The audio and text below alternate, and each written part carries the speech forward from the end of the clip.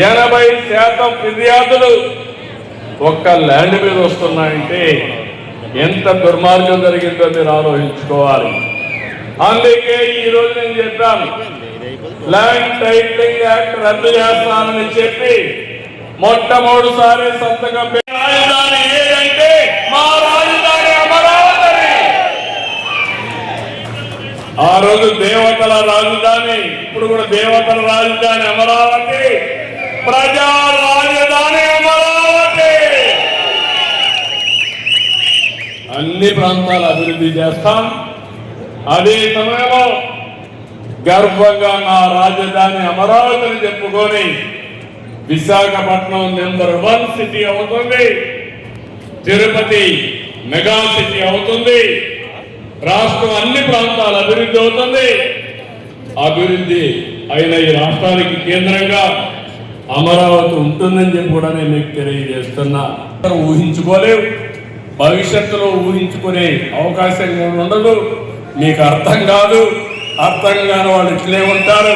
నేను చాలా రాజకీయాలు చూశాను, కానీ వీళ్ళు ఎలాంటి వాళ్ళంటే వీళ్ళలో ఆనాటి పాలకుల ఫోటో తీసేసి రాజముద్రతో మళ్ళీ పట్టాదారు పాసు పుస్తకాలకు శ్రీకారం చుట్టాం.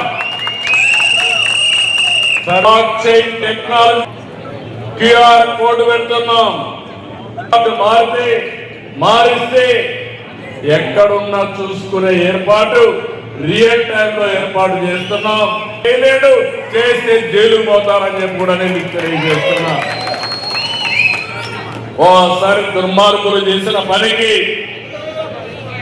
టెక్నాలజీ కూడా జోడించి సమర్థవంతంగా ముందుకు పోవడం తప్ప వేరే మార్గం లేదు.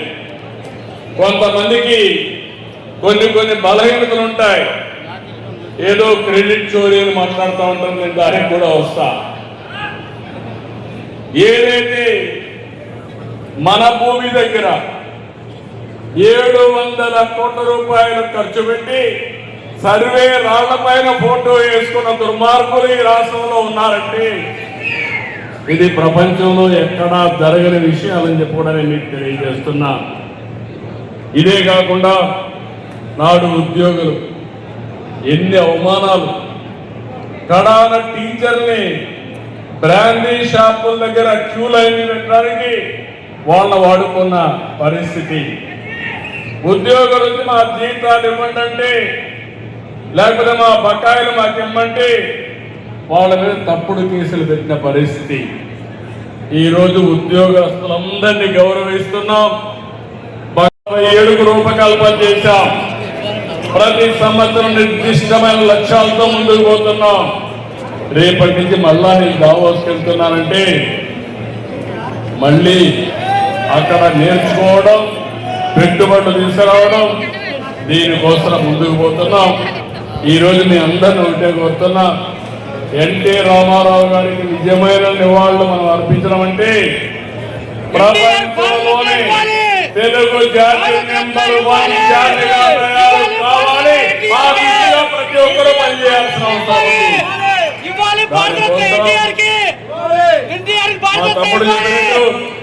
అనేక విషయాలు మనం విజయాన్ని సాధించాం. ఇంకా కూడా దీన్ని ఎప్పటికప్పుడు ప్రయత్నం చేస్తున్నాం. ఎన్టీ రామారావు గారికి భారతరత్న అవార్డు ఇవ్వాలి.